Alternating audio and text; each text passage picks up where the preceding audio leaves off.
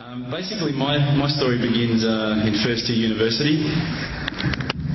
I had a year where I think a lot of problems happened to me. My parents separated that year. My dog died. That was a particularly tough day. Subhanallah. I had 2 car accidents in the space of 1 week. And also, sadly, I had a friend pass away that year. I think that year led me to sort of ask some questions along the lines of, why am I here? What's the purpose of life? Why do I get up in the morning? Why do I even bother?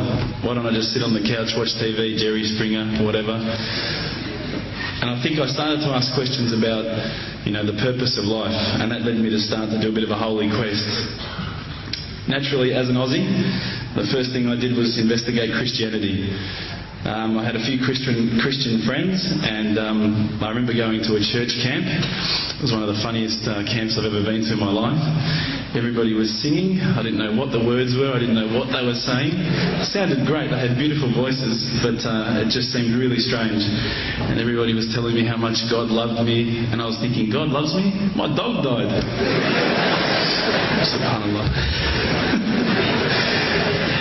So I kept on investigating Christianity, and I went to a whole lot of, different aspects of Christianity. So we're talking about Catholicism, we're talking about Anglican, Baptist, priests, pastors. And every time I'd go there and ask questions, I'd find that they wouldn't pick up the Bible and start to say, oh, this is the answer, my dear brother. They would just start answering me. They would just answer from their own opinions. And I started to realise that there was a lot of interpretations of Christianity, and a lot of people had their own interpretations, and one priest from one church was believing one particular aspect of Christianity whilst another was proclaiming another. So I started to think to myself, the Bible is one text, but there seems to be so many different interpretations, and it was confusing. At the time, while I was in first year university, I was also working in a service station, one of my part-time jobs. And one of my colleagues was a Hindu, was an Indian Hindu. And we'd regularly change shift, and at that time I was very inquisitive, and I'd say to him, dude, what's the deal with the elephant head guy? What's the deal with that, Why has that guy got an elephant head? And he's going, oh, that's Ganesha, this. I said, but couldn't you have chosen like a lion's head or something a bit better? We'd have, these really deep theological debates while people were buying petrol. And I'd be saying, yeah, but why bro, $5 of gas? Thanks, mate. Yeah, no problems. And again, I found that was very hard to stomach. So I sort of investigated a little bit further. I had a good friend of mine was a Mormon. And I found that this religion actually appealed to me the most out of all of the Christian religions, the Church of Latter-day Saints. They were quite strict. They don't drink alcohol. They don't drink caffeine. So unfortunately, Coke's out, guys, because I know Lebos love Coke. But again, there was that leap of faith I felt that I had to make to embrace this religion. And I found that, I wasn't just into making a leap of faith. I wanted proof. I also investigated Judaism, would you believe? And my original name before Abu Bekir is Rubin.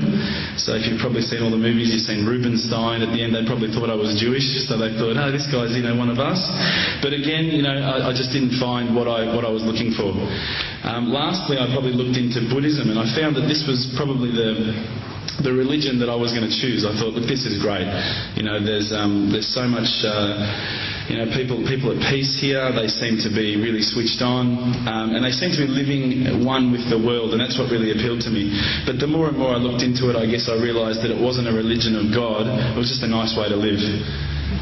One of my friends, one of my close friends, who's a Christian, would you believe, said, tell me the religions that you've investigated.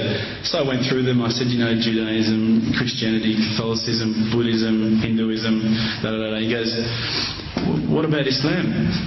Islam? I go, they're terrorists. I'm not going to investigate that religion. They're crazy. Why would I even look at that religion? But lo and behold, I found myself walking into a mosque one day. This was my eternal quest. So I walked straight in, shoes on, straight across the prayer rug. There was a brother praying. I walked straight in front of him. As he went to go into sujood, I almost stepped on his head. Subhanallah, I didn't have any clue what I was doing. I looked over and I saw this brother. You probably know this guy. This is Abu Hamza. He's come here and he's lectured a few times. Subhanallah, I call him Abu Da'an because he's got a very large beard, mashallah. He came walking out towards me and I thought, today I'm about to die. This is the last day of my life. I'm a dead man. I'm a white boy in Lebland. What am I going to do here? I'm dead. He came walking across as though he just walked out of the Sahara Desert. Big abaya, big beard. But subhanAllah, the first words he said were, "G'day mate, how you going?" If only he had the can of VB, it would have been perfect.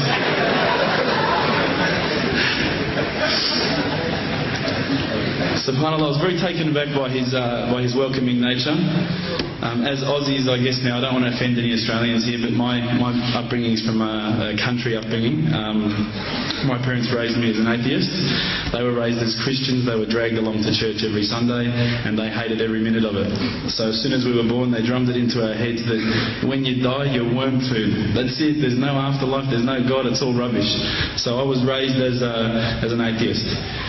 So when I walked across and I saw Abu Hamza and he was talking to me in a very polite fashion, which I was very thankful for because I was sure I'd seen him on the 5 o'clock news hijacking a plane the day before.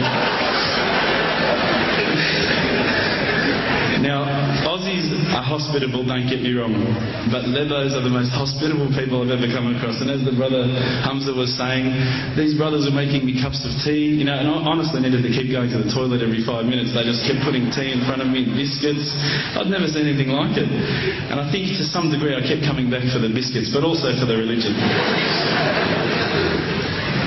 So when I sat down with these brothers, I actually started asking questions. I asked all the questions that I've asked of the priests, of the pastors, of my friends.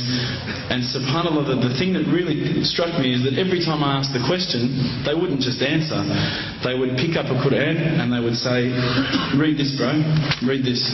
And there was the answer every single time. And I would ask another question, you know, the hard questions, not the easy questions. Why do women have to wear the scarf? Why the hijab? How come I can have 4 wives and she can't have 4 husbands? You know, I wanted to know all the tough questions, which is the first questions I guess you ask when you come across Islam. But lo and behold, they kept on answering the questions with the Quran, not from their own opinion. And I got frustrated with this. And I actually said to one of the brothers, because by this stage I think I've been going there for about a couple of weeks, there was always a few brothers there when I went. And I said to one of the brothers, I said, you know, what's your opinion on the matter? Why won't you give me your opinion? And one of the brothers turned to me one day and said, how can I have an opinion when this is the word of God? SubhanAllah, I remember that really hit me. So I asked them if I could take a Quran home, and I didn't say I was going to use it to chalk up the couch or anything like that. I said I was going to respect the book, so I took it home, I started reading it. What I found was, while reading it, it wasn't as though I was reading a story, it was as though I was reading someone commanding me, you know, someone giving me guidance. And one night I decided to really try and get the spiritual mood happening, and I'm sure probably some of you have heard this story before, so I apologise.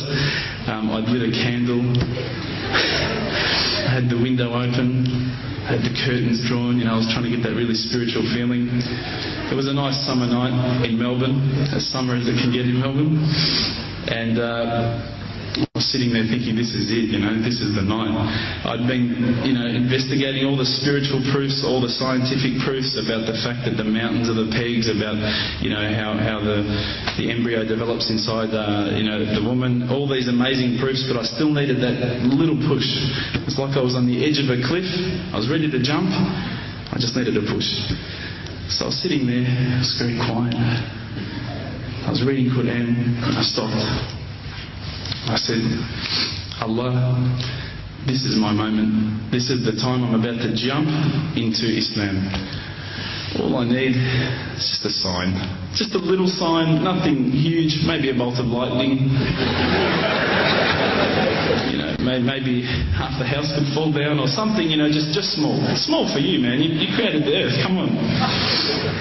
So I sat there. I was waiting for the candle to start gliding up to 4 metres high like in the movies. And I go, okay, go. And subhanAllah, nothing. Absolutely nothing happened. I was really disappointed, to be honest. So I sat there and I said, Allah, this is your chance. I'm here.